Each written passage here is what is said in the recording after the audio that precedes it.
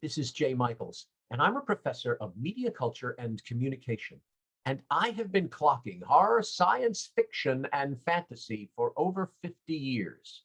And I'm thrilled to bring you some fantastic television here on the Boston Sci-Fi Channel. Now let's go back in time. And if you know the topic we're talking about, then going back in time works very well. It's the 1970s, and I'm a kid, and I'm wandering the first annual Famous Monsters of Filmland convention, thrilled at the knowledge that I'm not the only geek in the world. And I come into a room there, and they're playing on a video recorder. They're playing an episode of a TV series where this floppy-hatted gent with a long scarf and a bag of jelly babies is battling a potato-like creature called a Santaran. And I was fascinated.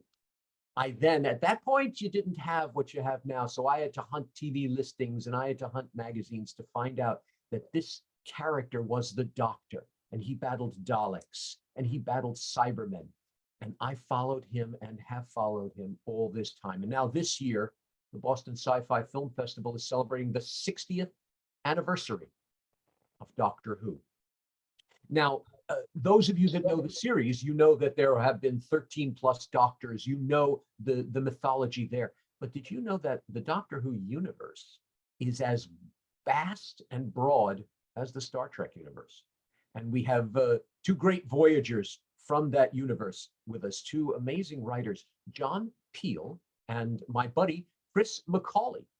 And they're going to talk to you about Doctor Who, but not just the TV series, the vast amount of other amazing worlds that the Doctors cover.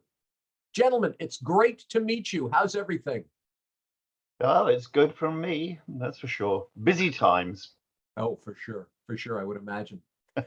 Chris, you're always busy. I look on your I look on your Facebook, and sometimes I get worried that I'm waiting to see something where someone gets on there and says, "Hello, I'm Chris's wife. He just collapsed right now and he's asleep. He can't speak to you anymore today." Yeah, I'm actually planning to do that right after this. I've been up all night. I work for a couple of companies like Sony Asia, and I'm working on video game stuff as well. So those are all night meetings. Oh, amazing. Gentlemen, when I say Doctor Who, I'm not meaning the TV series. Elucidate me. What's out there that has the Doctor's name on it that you have touched? Pretty much everything you can imagine, from toys to wallpaper to, anything. The products are astonishing out there, but they obviously, outside the actual TV show and movies, the publishing world is the biggest, with books, magazines, and so forth.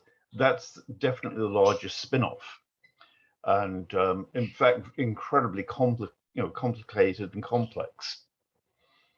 I remember when I was a kid, I collected the paperbacks, and I remember there was a Doctor Who magazine that came out of England, and here in the States, to try to get it, I had to go to conventions. I had to find that one store that had the proper magazines. It was a real hunt. Today, it's so proliferate. Today, there are still books, there are still magazines, there's radio dramas, there's video games, and you write for all of them, yes? Pretty much. Yeah, I really can't think of very many I haven't written something for. But I mean, I grew up with the show. I was 9 years old when it began. So, I mean, literally, it's been along with me my entire life. And every time anybody approaches me with a project, as long as it sounds like it's going to be entertaining, I'm for it.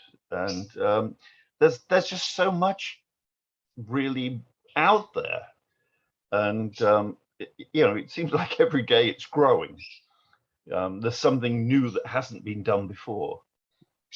Indeed, I know even the radio dramas, which I'm very impressed with.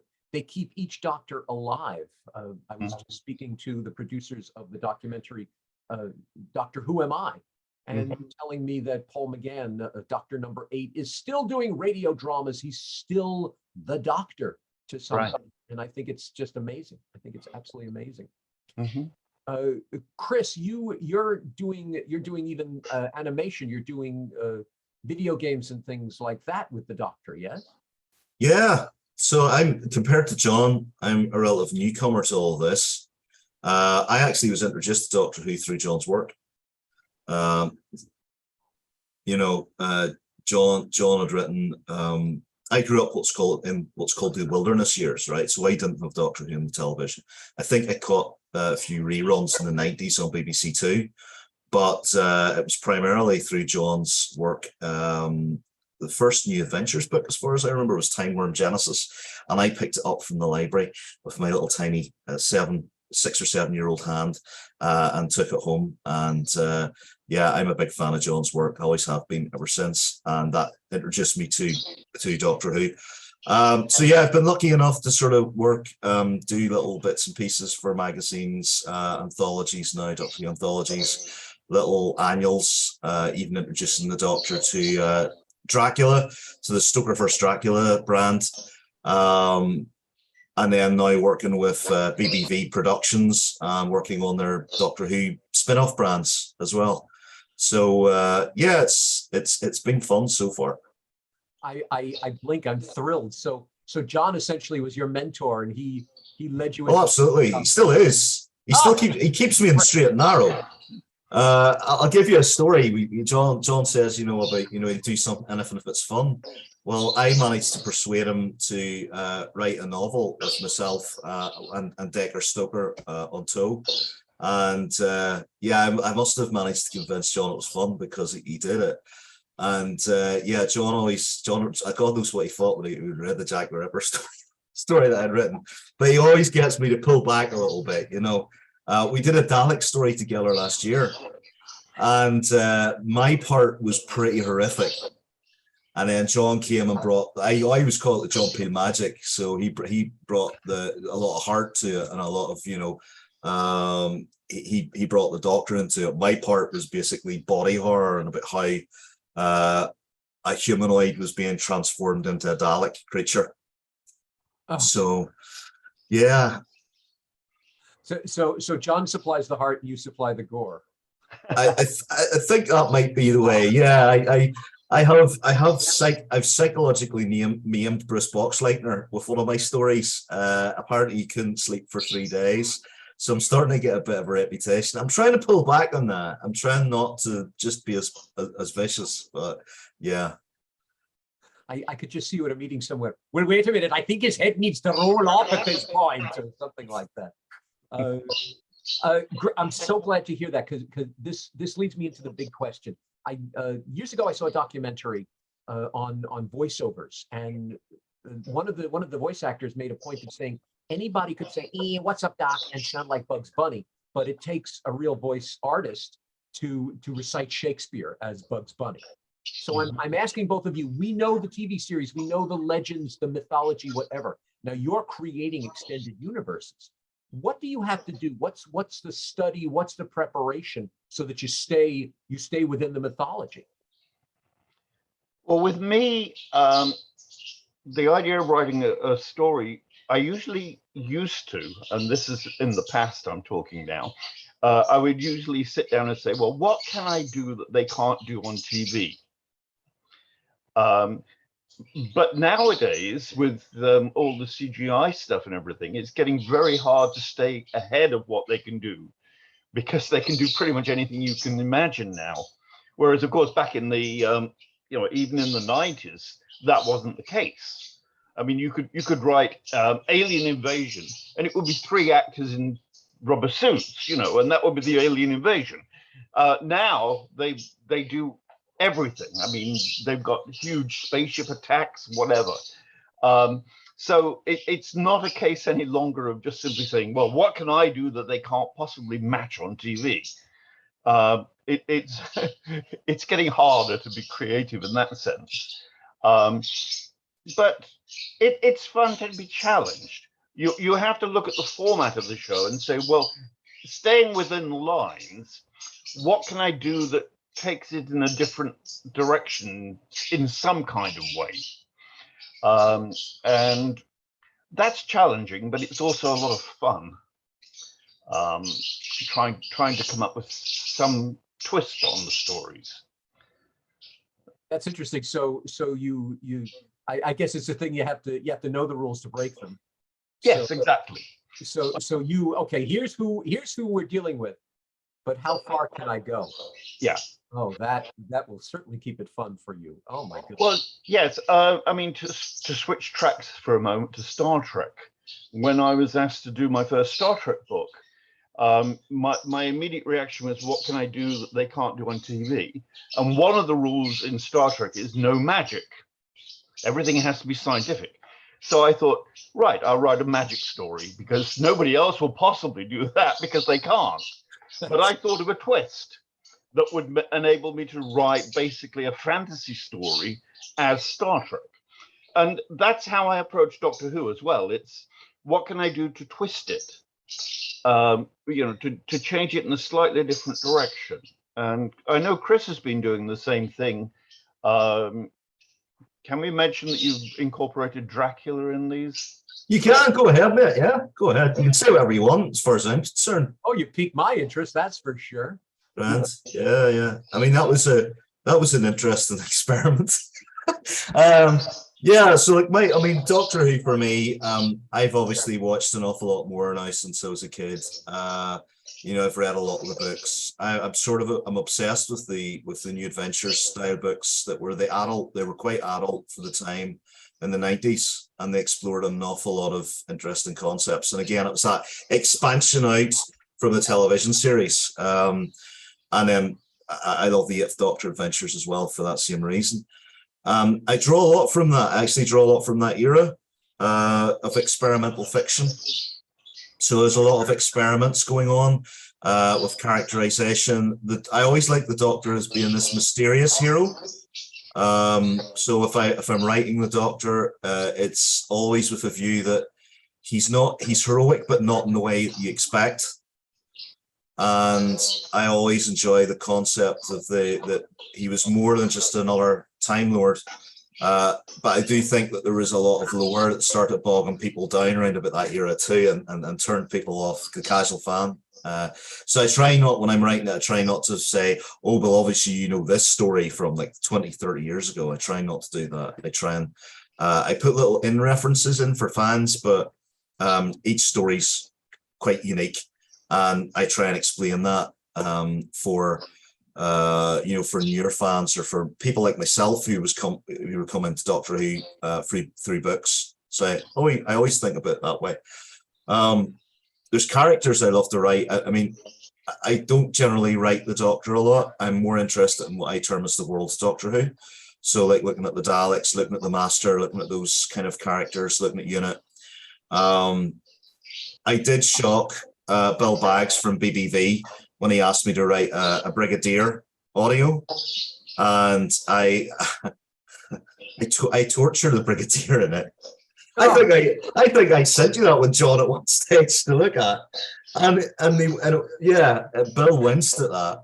So it was all just a clever ruse from I think it was the Silurians at the time that were just tricking him into thinking that he was being tortured. But yeah, I do bring that sort of visceral nature into Doctor Who. I think because of what I read in the 90s, and when we brought Dracula into it, there's a little bit of Who mythology about vampires. So we tied that in, and what I did was I inferred that Rassilon, he was one of the sort of lead Time Lords, he might have been a vampire himself. And that's really where the regenerations come from. So I like to play about the lore a little bit. Okay, so there's an interesting question. You've sparked a thought in my head. I ask you both. Chris, I'm going to grab you because you enter so many worlds, and you're saying you try to change it up a bit. The thing which I love about the TV series is I could be watching an episode and they're going to reference a character that happened in 1980, and I'm just going to be thrilled because I know what they're talking about. If we have time, I'll tell you the story of when I saw the 50th anniversary. But have you ever been in the situation where you turn to your producers, you turn to your producers and saying, no, we're going to go in this direction because nowadays Doctor Who needs to be. Have you ever wanted to change the character? That's the basic thing. Have you ever felt the need? That's the word. Have you ever felt the need to change the character? I generally pick the Doctor eras that I want to write in. I'm lucky enough that I can do that. I mean, would I have changed things about modern Who? Absolutely. I'm very much at heart classic Whovian, and I think that there's been a lot of changes made to help a modern audience understand maybe the concepts. But I think some of the heart's lost, and again, the dangers of overcomplicating the lore a bit. So with with some Doctors, and I'm being careful not to mention them, there's an awful lot of lore now that's bogging everything down again. And we need something to remove that so that we have the core essence of the show. And I think that's what's kind of missing a bit. I will say one thing, I miss the Daleks being scary. And John and I may be involved in a little bit of a project to bring scary back to the Daleks very soon. But I want to see that because I remember reading John. So I was reading John's Dalek Master Plan. And I was terrified of the Daleks because of the Dalek Master Plan novelization by John. They're really evil. They commit acts of biological warfare. They don't get scared because the Doctor shouts at them. I mean, in a recent episode, the Doctor just shouts at them like an angry teenager, like an impotent, angry teenager. And the Daleks have completely lost their power, Permanence and death as well. I want to see the Daleks truly exterminate people. They don't just come back again, So I have a bit of a bugbear because I really want to see the Daleks come back as a terrifying powerhouse. And Davros as well. The whole thing about Davros, every time that Davros is used, it's just because he's more eloquent, or he gets more lines than Daleks, so that you're not listening to the grating noise that Davros or the Daleks make all the time. But if you look at the early Doctor Who episodes before Davros, they actually, there's lots of dialogue there the Daleks use, and it's very sharp. It's very sharp dialogue. So I'd like to see that back, and I'd like to see Davros be more than just the mouthpiece for the Daleks. I have to agree with you. I remember when they returned at some point during the David Tennant tenure as the Doctor, and we don't see them at first. We get an announcement, and everyone was there. Sarah was there, and Rose, and it was and Captain Jack. They're all part of it, and suddenly you hear, "We are coming to Earth now," and you see them terrified, and they start to cry, and they're trembling. And before you get a look, you already are terrified of the Daleks. And I think you're absolutely right. That's who they need to be, this heartless war machine. They're built to look like tanks. There has to be a reason for that. John, you were nodding immensely during Chris's announcement at that point. I gather you're in agreement in terms of changing things up, or even bringing it to the good old days, if you will. In certain circumstances, yes. But the great thing about Doctor Who is that there is so many options open to you because there are so many different Doctors. So if you don't like, let's say, David Tennant's Doctor, well, ignore it. Go to a different one. You've got another one you can write for. And this is I think this is one of the appeals of the show, is the very fact that if you don't like one era, well, they don't last usually more than about 3 years. So you just forget that, go on to the next one. And, there's something for everyone if you look for it. I mean, myself, having grown up on the show, I mean, obviously I favor the older Doctors and the older series. But I think that's because you really, really appreciate the things you grow up with that have an influence on you. It doesn't mean that I think the new show is bad. It just means that I think the old show is better suited to me. And that's what I try and do, is bring into my stories what it was that brought me into Doctor Who to begin with. So you know, I'm trying to pass along the same feelings that I had as a 9 or 10-year-old for today's 9 or 10-year-olds. So yes, it involves changing things a little bit, certainly, but it also means, you know, just grasping what there is now and hanging on to that too. So it's all fun. What you are is also brilliant. That's the whole notion of mythology. You're absolutely right. I have this epiphany. That's the whole notion of mythology. It's what touches us, and we're going to keep talking about it, and then layers and layers, and then what touches someone else, and it all becomes mythology. Right. And you both can pick and choose. Like if you suddenly said, you know, Colin Baker didn't have a good run as the Doctor. I don't think so. I want to give him a wonderful story, and just write for that particular Doctor. Mm-hmm. In actual fact, that's my latest project. In fact, I've just finished a Colin Baker story because I thought he really didn't have some of the best stories possible. So I wrote one for him, which I thought was much more suited to his character. And it was a huge amount of fun for me to do, because I could keep his character in my mind as I'm writing. And I'm writing dialogue that I can basically hear him saying in my head, which is. Mm-hmm. I'm so glad you're saying that. I met him, and he's a wonderful man, and I'm thrilled that his Doctor is still going and still has original materials. Yeah, and I mean, with the stories, for example, from Big Finish, the Colin Baker Doctor stories are very, very popular with the fans, because they're saying this is how they always wanted him to be, how they imagined him. And Colin is such a lovely guy and such a lovely actor. He's enjoying going back and revisiting the character. So everybody wins. That's great. Chris, I gather you're the same on this. You'll pick your favorite Doctor, or a Doctor that needs tender loving care and a bit gore if it's new, and then write for that particular character. Yeah, sometimes it's actually an exploration for me, right? So not growing up with Doctor Who in the same way that John did, and the same way that you did, Jay, I'll go and explore maybe the third Doctor, who I love, and I'll maybe explore that in writing and get to know that Doctor through that. You know, again, that's a voyage of exploration, personal exploration. I've just finished working on a Doctor Who anthology, which features. It's quite ambitious. It was every single story ever crafted in Doctor Who in the TV series, and you had to write in and around it.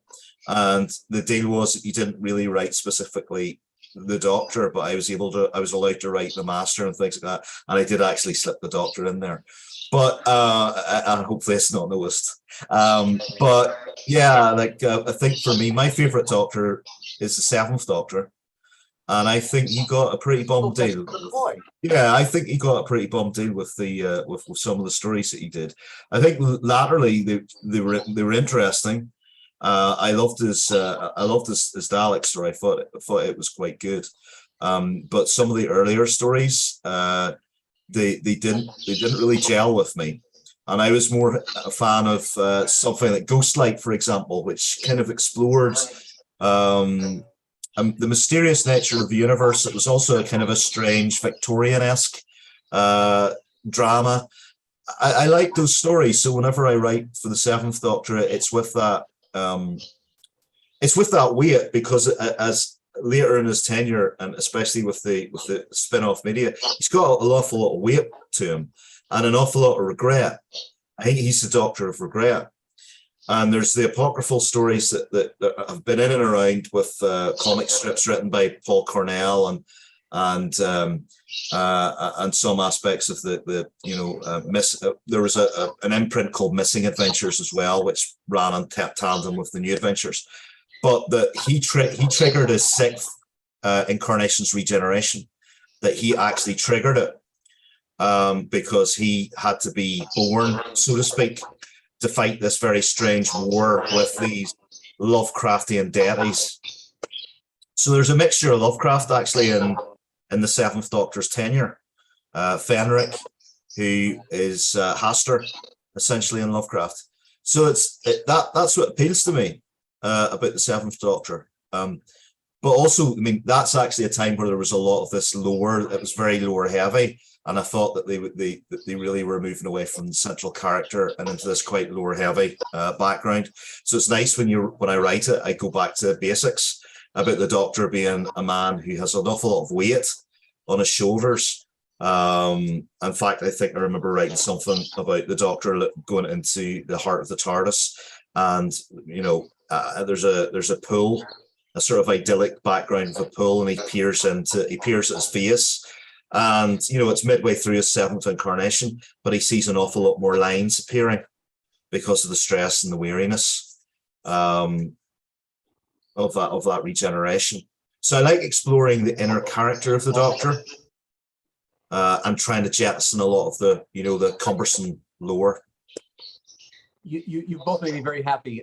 In my travels, watching the Doctors from Tom Baker all the way through to today, I thought Doctor 6 and 7 got a bum rap, because I think the series at that point was starting to peter out, and the interest was getting less and less from the producers, and so they didn't get what they deserved. So much so that I think the Seventh Doctor was even called the Professor at some point, and not the Doctor. I remember episodes where Ace, his traveling companion, called him Professor, and he had that cane that had the question mark on it and all of that. So I thought, yeah, it's funny. I'm talking about the next question I'm going to ask you. Almost juxtaposes this.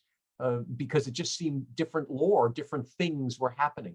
Have you ever been in a situation with fans, with producers, whatever, where you submitted a script or maybe in fans after you've written something, and they come over to accost you and say, "That Doctor could never do that. How could you write that this happens? And who says he would have such a companion? How could you?"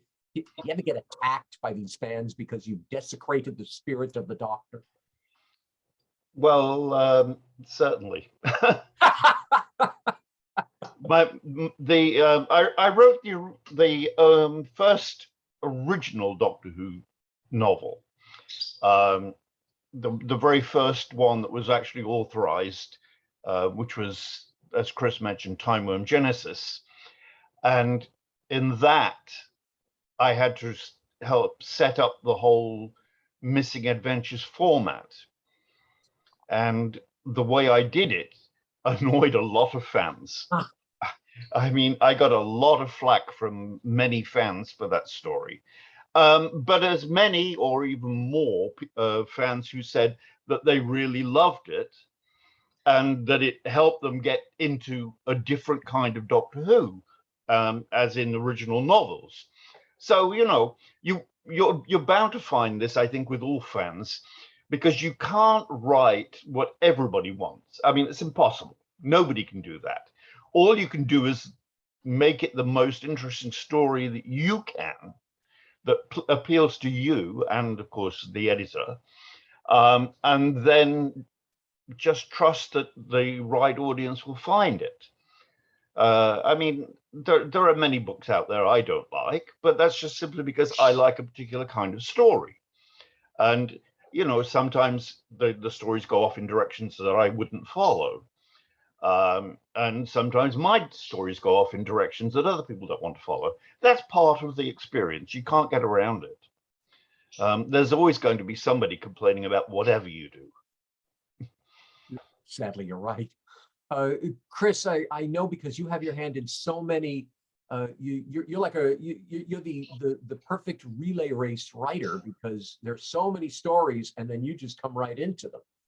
Yeah. Have you been accosted? Has someone ever turned to you for Doctor Who or any of them and said, "Well, that's not how Dracula is, and that's not how the Daleks should be portrayed"? I will tell you that a funny story about a Doctor Who one, but I do want to defend Time Worm Genesis, because I'm going to use privilege to do this because I'm here.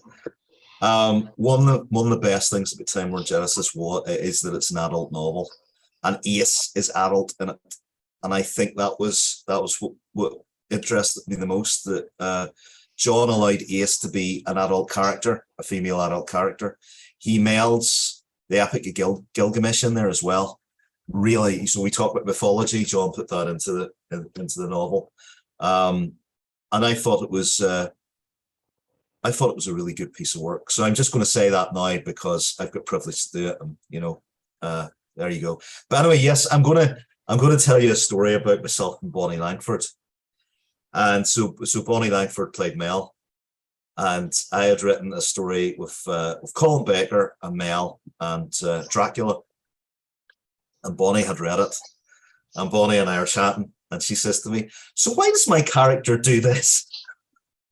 And I wasn't exactly prepared for that, right? So then I gave a reasonable explanation, and she was like, "Okay, because she's a computer genius, right? So she can do all this kind of stuff." And one of my bugbears has always been with the companion that they're not really given a whole lot to do. Mel in the Sixth Doctor's tenure was supposed to be a computer programmer, so I gave her that to do. And then Bonnie was like, "Okay, that's not happened before. Okay, that's really," she got it then. She realized why I did, because she thought that was the Doctor's role. But no, I wanted to give that to her. So I've had it from that side. I haven't had too much pushback. I've been very lucky with Dracula. I haven't had too much pushback, and I am exploring new aspects of Dracula. It's obviously the original Dracula, but I'm melding it with Bram Stoker's other creation, the White Worm. But the comic book Dracula Return Cult of the White Worm has been very well received by fans, by the super Dracula fans that live in Whitby. So I'm very grateful for that. The sci-fi stuff I'm doing with Claudia is brand new, but everybody compares it to the Babylon 5. It's hard not to, because it's the entire cast of Babylon 5 are now involved in it. So but again, it's going quite well. I think the closest was Terminator, because Terminator has a very specific fan base. And what I started to do was look at Skynet, not just traveling in time, but actually looking at parallel universes. So if you think Skynet throughout sort of like the Terminator TV series and comic books, there are many different origins of Skynet. So I had Skynet not just calculating time vectors, but realizing that it can kind of look to different parallel universes. So in one universe, RoboCop creates Skynet from Dark Horse Comics. From another universe, it's a chess computer, and that's from the Sarah Connor Chronicles. But in all of these universes, John Connor's a threat because he represents hope for humanity. So I wrote this piece for a Terminator product, and I did get a few people going, "Well, that's not Terminator." But it was my attempt to try and tie it all in logically and rationally. And then, it was 2 or 3 paragraphs, and then it went straight back into the Prime timeline again. But I always thought that Skynet Prime would have done something like that, would have shifted maybe into parallel universes. Wow. So you reminded me, the only time I've had this, and it makes me laugh as I remember it, one of the first times I was ever on stage professionally was in Hamlet, and I was playing Rosencrantz of Rosencrantz and Guildenstern fame. And I went over to the director, and I had this whole idea, we're in this scene, my character should really understand this. So when he says, "I do, my lord," he actually means, and I remember the director looking at me going, "No." I said, "But why?" He got, "No." And I said, "But if he doesn't know," and he just goes, "No," and walked away. And whenever I speak to authors, whenever I speak to anyone who has mythology, has lore, I imagine fans coming over to you at some point and just looking at you and saying, no, you can't do that. No. Let's go to the positive. Now, yes, you have had fans who said this is brilliant, what you've done. Let's take it up a notch. Has anyone ever come to you and said, my life was changed because of the novel that you wrote? You've helped me get through some terrible moment in my life when I realized that what you wrote about this character pertains to me. Did someone identify with your work enough that it's changed that it's changed their life? John, I'm seeing you nod immensely. Good. Tell me all about it. Um, I had this wonderful editor at one point, Craig Walker, and Craig and I worked on various projects together, and he got to know me very well. One day, I got a call from him saying, "John, can you write me Jane Eyre with dragons?" And I mean, literally, I thought about that overnight and called him up in the morning with a complete outline for a novel. Because he knew me, he knew what would appeal to me, and he had me do this. And it eventually came out as The Secret of Dragonhome. And what surprised me about the story, it's a pure fantasy story, obviously, about a young girl who gets involved with dragons. I mean, Secret of Dragonhome, fairly transparent. But what surprised me was a lot of young women were coming up to me and saying, "I really love Melaine. I learned a lot from her." And I'm like, "Oh, really?" Because I had no idea. I mean, I wasn't trying to do anything specific except write an entertaining story. But apparently a lot of young women somehow identified with Melaine, and they got into her character very strongly. And that kind of surprised me because, as I say, I really wasn't trying to make a point with her. I just simply wrote her as a character. And the one great thing that I did like about her was that she is completely honest. She's grown up in a very deprived environment, and as a result of which she really hasn't had to lie to get out of things. So she's not really good at telling lies. So every time anything comes up, she responds completely honestly. And she does very strange things because of that, because she just doesn't hide anything. Everything with her is completely what you see is what you get. And I think that's probably what the readers got out of the character, was that she's completely honest, and they appreciated that. And they saw, because of the way the story was plotted, obviously she goes through a lot of trials and tribulations, but she always approaches everything with this perfect honesty. And I think this is what the readers got out of it. And it surprised me, as I say, because I wasn't really aiming to teach people or anything. I wasn't trying to make her a poster girl for any kind of whatever.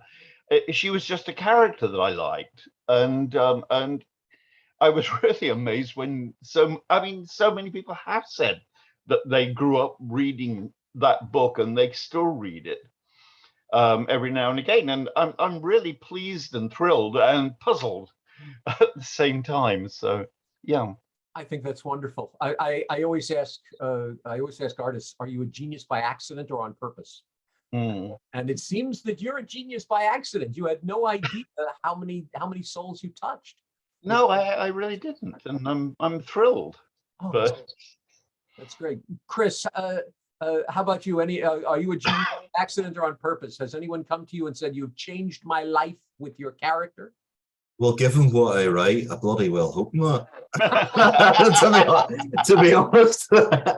No, there's been a few things. Yes, check out Dragonhome. There's the front cover's beautiful of the first book. I have it. It's really lovely. Anyway, so yeah, I suppose when it comes to Dracula, I have written for, and I'm not ideological in any way, shape, or form. I just write stories, but I did write for a feminist anthology, and I wrote Mina Harker, Occult Investigator. And it was Mina Harker in her 50s, and no, she didn't have to wear leather. She didn't have to carry twin pistols or anything like that. I was deliberate in trying to craft a 50-year-old female hero who had gone through a lot of trials and tribulations. So how I crafted it was that Jonathan Harker had committed suicide because he just couldn't cope with what had happened with Dracula. She was on her own, and all these events were starting to happen around her. So she sort of takes up Van Helsing's mantle a little bit and starts to investigate these various strange goings on, because I don't want to ruin it for anybody who wants to read it. Now, I wrote this. I was the only male to write for this feminist anthology, and I went to the book launch, and there's all these ladies, and they're all like academics, feminist academics, whatever, you know. And my wife just looked at me and said, "You're dead.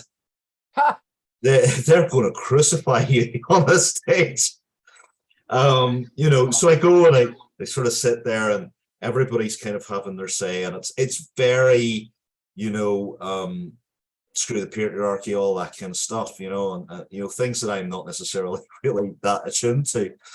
And it came to me, and I was like, yeah, well, I wrote this character, and this is why, and I wanted to do an accurate representation of a 50-year-old, a female hero over 50, because when you see that, right? And it's not like your life's over when you hit 50 and you're female, not in any way, shape, or form, and you can still go on adventures, and you can still have all the heroism. And then, like, you know, I quietly, the ladies were trying to get my attention, and I sort of like, and they brought up copies of The Virgin's Embrace, which was one of the first graphic novels I'd written with Decker, and they really, That's brilliant. yeah, they loved that. And I mean, that Virgin's Embrace actually was something as well I can touch on, because we deliberately changed it. It was unfortunately titled The Squaw, and then Decker and I changed it and basically modernized the entire story you know, for today's sensibilities, without removing anything of the power. And it's now in schools. The Canadian government has recognised it as a great example on how to deal with possibly troublesome aspects in classic literature, and how to modernise it without changing too much. So that was a nice moment. But yeah, having these ladies sort of say, yeah, that was a really good story, and that was it was an accurate depiction of you know, like women in their 50s and how they would like to be seen. That was a really nice moment. You're to be commended. You stepped into waters that normally you would not swim in, and you floated very well. So well done. Yeah. So recently I was talking to one of my classes, and I had mentioned we were talking about our favorite television programs. It was a communications exercise, and they were exploring their favorite programs. And I got up and I said, here's an example. And I said, it's a television series about an old man and his granddaughter who steal a phone booth and travel around the world battling angry pepper pots and all forms of nasty computers. And every once in a while, they'll meet Queen Victoria or Julius Caesar or something like that. And they all looked at me for a moment like I was insane. And even I looked at me for a moment and thought, did I just, and that's what Doctor Who is. But it's 60 years. People can't get enough of it. Every few years, John, you're absolutely right. Every few years, everyone goes, okay, who's the next Doctor? And suddenly it's like a football pool to see which actor is suddenly going to be Doctor Who. Why? Now, you both have immersed yourselves in this universe, so you are authorities. Why is it so popular? Why is it still here? Why do we care that a crazy guy and a companion have to keep the world safe? Why do we care? I think possibly because we care, because the Doctor cares. I mean, this is the one constant in the entire show, is that the Doctor is always fighting for good. He or even she, as in a few cases, this is what they do. This is their reason for being. They are trying to help. And people like that. The fact that the Doctor has no agenda of his own, but help people. And that's a good message in itself. And I think this is where Doctor Who works best. He's in a terrible situation. Something horrible is happening, and he can stop to try and help people. And that, you know, you can't help but admire a character like that. It's not his job. It's what he's decided he will do with his life. I mean, for example, I mean, Star Trek, the captain of whatever enterprise it happens to be, that's his job. I mean, obviously it's a good job, and the captain does it very well, but it's their job. They've gone into life expecting this is what they will do. Whereas with the Doctor, it's not a job, it's a calling. And his calling is to help.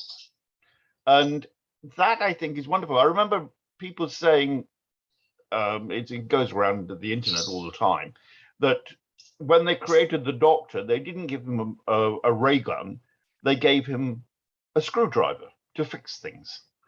And that's part of what makes the Doctor appealing. I mean, he does fight. That's quite obvious. He fights a lot, but usually he fights with his brains. And he doesn't kill wantonly. He goes into a situation, tries to resolve things peacefully. When that doesn't work, what the hell, you know, and then he goes to town. But the impetus of Doctor Who is always positive. You know, he's always trying to improve things. And that, I think, is what appeals to everybody about the Doctor. It's a really interesting point you bring up. Whenever the Doctor is forced to kill, even if it's a villain, he always starts by saying, "I'm sorry." I remember there was a particular Cybermen story arc, and each time he had to kill a Cyberman because he knew there was a creature inside of that suit, he would always say, "I'm sorry." So that's a really interesting point, and I've never looked at it that way. Of course, the captain on the Enterprise, they're hired and they're paid. We get the idea. Yeah.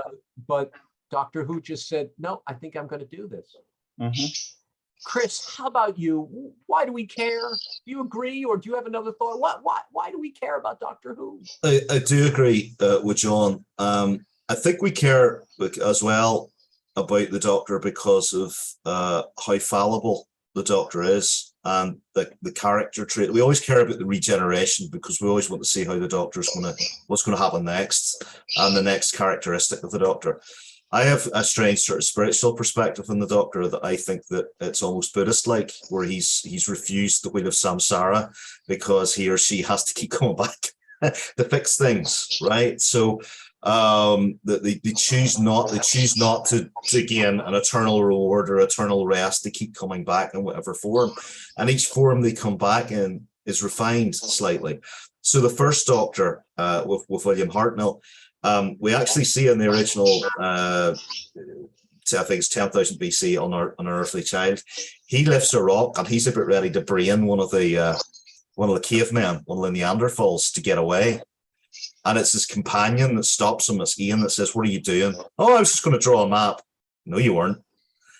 And then we see the evolution of the character change over time, and it's masterfully done by William Hartnell, by the way. I do not like New Who's portrayal of the first Doctor at all. I think it's terrible. The first Doctor becomes very gentle, very kind. Actually gets engaged to an Aztec woman. He doesn't realize it and lets her down gently, and he wears that mark, that token with him. But he has this beautiful arc. And like whenever Ian and Barbara leave him, he's sad about it. You know, and he tries to stop them and sort of says, "Oh, I can't take you back." And then eventually he does. And then there's, you know, the wonderful transition into Patrick Troughton, who's very playful, but cares deeply about defeating evil, and has a wonderful friendship with his companions, especially Jamie. And then the third Doctor, who is James Bond, essentially. He's the James Bond of the Doctors, you know, and he's more action orientated with his Venetian Aikido, and he likes his gadgets, but he's a wonderful teacher. And there's a moment at the end of The Green Death where he's toasting Jo. Jo has been a companion that he has great affection for and has been trying to foster. Because again, this is part of Doctor Who. He's a teacher, he's a mentor, he tries to foster the companions as well. Because he sees great potential in them, potential that they may not see in themselves. But he toasts her with a little glass of wine and lets her go because she's going to get married. And then the fourth Doctor's very fallible initially. You know, things go wrong all the time. but that's okay because, you know, he always puts it right. The mark of a great leader, he always puts it right. But I always looked at him as a great Bohemian philosopher. And you see that in Genesis of the Daleks. You see that in a lot of things where he actually does think through it. He's quite morose. Again, he's got that weight. Jokingly says to, you know, well, not so jokingly to Sarah Jane that he's, you know, how many years he was old. And then Sarah Jane said, that's, you know, it's middle age for a Time Lord, you know. And the Fifth Doctor, then we've got this youthful persona. He's full of hope. And again, you know, regret whenever Adric dies. Sixth Doctor does get a bit of a bad deal, but his regeneration cycle is the most traumatic because he tries to kill his companion until he sees the look of hatred in his face in the mirror, and he realizes that that shouldn't be the case. So we have this fantastic character arc, which is impossible for any other character in fiction, I think. And that's why we care about the next Doctor, who the next Doctor is going to be, how the story is going to continue. Because you know what? The Doctor's story is our story. The Doctor's story is actually our story. And a lot of us, I did when I was growing up as a kid. I looked to the Doctor as my moral authority, which might be slightly dangerous, I suppose. Should you give a fictional character I was very young, right? And you look at the Doctor, and he uses his intelligence, and he was very kind, and he's faithful to his friends, and he always tries to do the right thing. So I think the Doctor's journey is our journey as well. You made an interest. Well, the Doctor is made in our image. That's you bring up an interesting point, and I'm going to quote you both. I'm doing a book called Hidden Monsters, and it talks about the parables within horror and science fiction. And one thought which I've always had, if I described to you an entity that came from another world that transcended time, that comes here only to help and show only love and care, and returns in a different philosophy and a different face and a different image, sounds a little biblical to me. It sounds a little godlike to me, outwardly or just subliminally. Do you think Doctor Who is our if the Bible had to be marinated in science fiction, do you think we're looking at the face of God with the face of the Doctor, who doesn't even have a name? Again, God, the Doctor. Do you think we're looking at something truly spiritual with the Doctor? Or do you think people are feeling that in some way, whether they know it or not? I wouldn't quite go that far, I don't think. I think we're looking at something mythological, certainly. Okay. I mean, when you look at the old myths and everything, you know, the Greek myths, the Roman myths, the Egyptian myths, whichever, they're often dealing with the same kind of themes. And this is our more up-to-date version of the old myths. It's a way of explaining things, not only human behavior, but human misbehavior, of course, which is why the monsters are important in Doctor Who. They have their own agenda, which is purely selfish, as opposed to the Doctor's, which has become, as Chris said, it turned into something which is purely benevolent, the Doctor. But you need the monsters to express the darker side of things. So, I mean, there's a lot of mythological material within Doctor Who, yes. And I think it's important that there should be, because myths are really a human way of dealing with things. You know, the stories are important to people, whether they realize it or not. Stories tell us things about ourselves, about our universe, about our place in the universe. So Doctor Who is a modern way of expressing this, I think. I like that a lot. There's a book called Our Gods Wear Spandex, and it talks about how the comic book superheroes are starting to look like mythological creatures as well. Right. And who knows, in 5,000 years, someone may be talking about the ancient mythology of Captain America and Spider-Man. So you bring up a very valuable point. Chris, how about you? You liken Doctor Who almost to Buddhism. Do you think there's a religious angle in there that we're just getting a whiff of with Doctor Who? Well, like John, I think it's more like Joseph Campbell. It's the hero of A Thousand Faces. It's the hero's journey, right? Because you actually get that with the third Doctor, where he talks about his teacher, his old teacher, on the mountain. So it's the mentor that he encounters as a young man and sort of changes into. You do get aspects of the hero's journey with the Doctor character. I don't think it's Christological. I think it's not that deep. And although a lot of people try and make Christological parallels to things like Superman and all that kind of stuff, the Christological story is fundamentally different theologically and personally, because it requests that we have a transformative journey with God, essentially.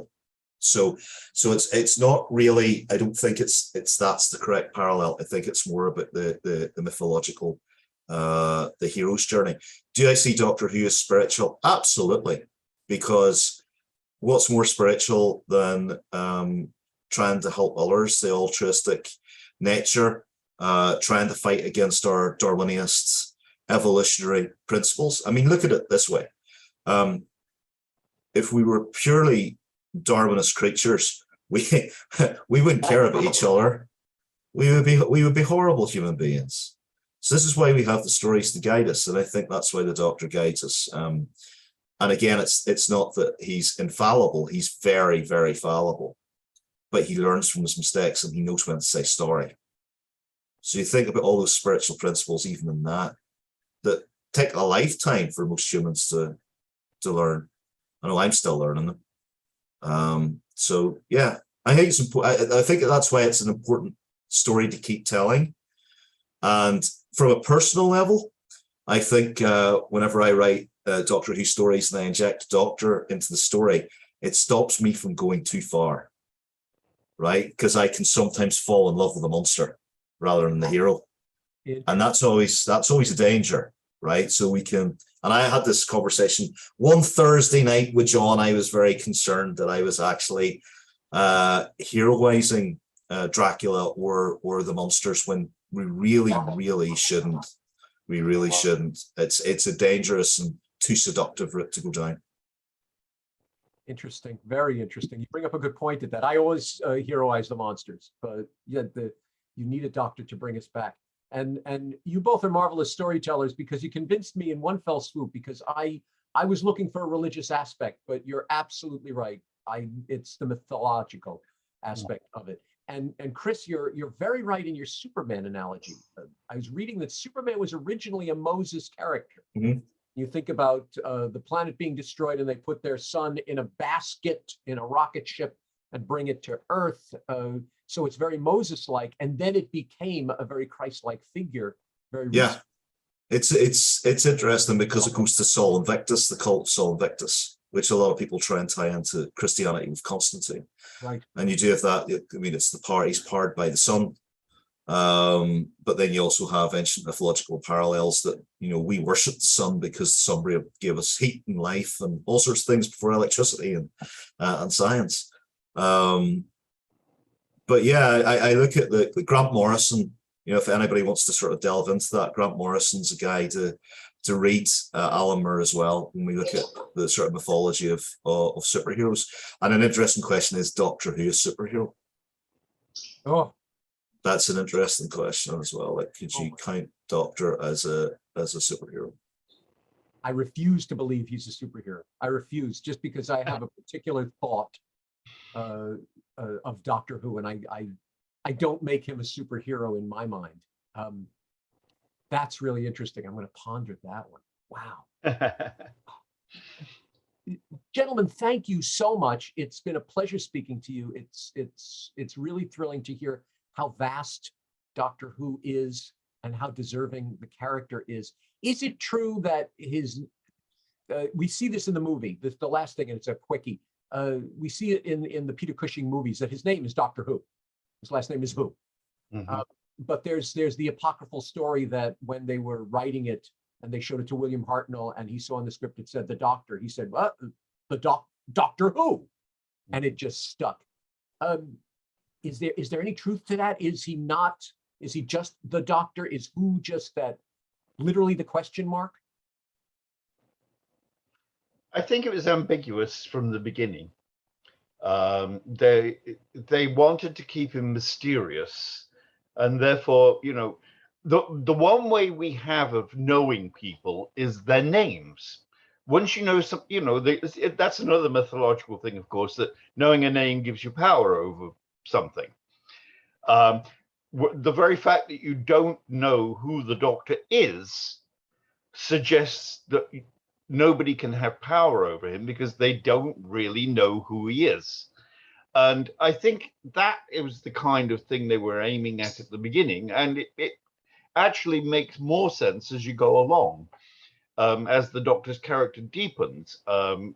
Not knowing his name, for my mind, is very important. He should be a character that you haven't really got a handle on, because he changes.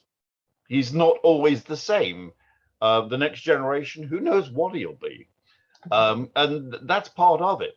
So of course they had no inkling about regeneration when they created the character, but it's become very, very appropriate because whoever he is now, he isn't going to be in 2 or 3 years. He's going to be somebody else.